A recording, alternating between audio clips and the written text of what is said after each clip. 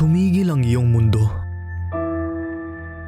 at sa iyong pakiramdam ay napag-iwanan ka na ng panahon.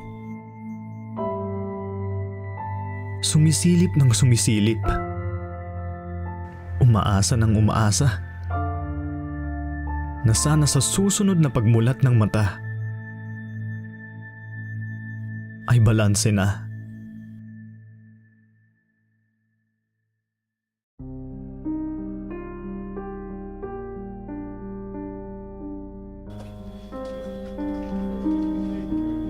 Hello, magandang umaga po. Meron po ba kayong worksheet? Pwede po ba yung tingin lang or mga 10 piso? Bakit mo nga ba ginagawa ang lahat ng ginagawa mo ngayon? May patutunguhan nga ba ang lahat ng ito?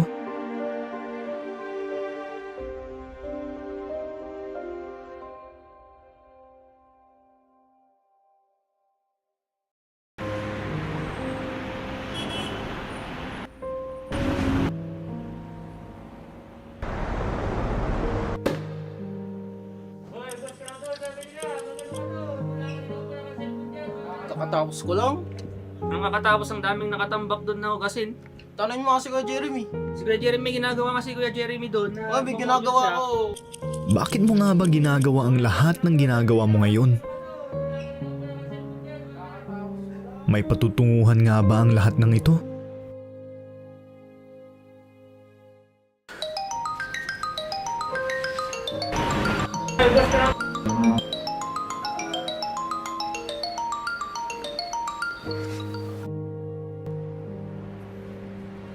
Naisip mo na bang sumuko na lang? Tila di naman nagbago. Tila walang mararating.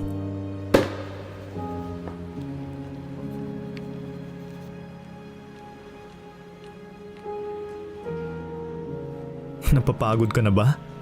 O tinatanong ang iyong sarili, para sa akin nga ba ito?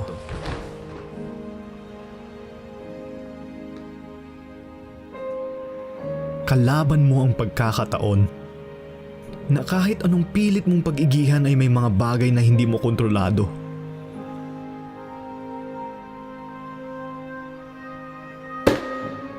At sadyang panahon lamang ang makapagsasabi, isusumpa mo ang iyong kalagayan.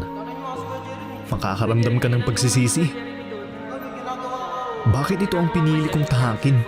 Kung sana nalaman ko ng mas maaga. Nais mo nang itigil ang lahat. Paulit-ulit. Alam mong sa iyong paggising kinabukasan ay kaharap mo pa rin ang 4 na sulok ng iyong kwarto.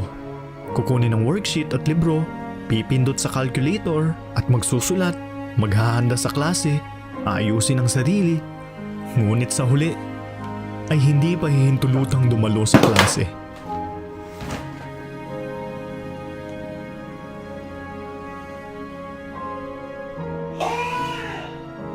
Gusto mong lumaya. Gusto mong sisihin ang sistema. Gusto mong tanungin ang kawalan ng pagkakapantay-pantay. Bakit ako ganito? Gusto ko nang sumuko. Ngunit nagbabakasakali ka pa rin. Nagbabakasakali. Bakit hindi? Anong masama sa pagbabakasakali? Umasa ka. Maniwala ka na sa anumang hirap at sakit na iyong dinaranas, sa anumang kakulangan at sa kawalan ng pagkakapantay-pantay ay pasasaan ba? At mababalanse mo rin.